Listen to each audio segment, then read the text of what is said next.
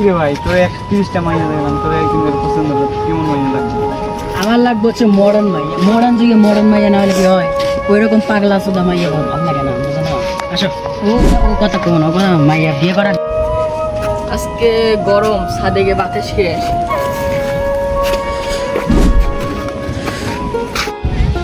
ও আসলে সুন্দর একটা মাইয়া, চলেন আমাকে মজা হবে। এদিকে আইতেছে রে। বাতাস বাঁচাও বাঁচাও। ভাই বাজে বাজে করছিলেন। হ্যাঁ আমি শুনলাম, চল দেখি।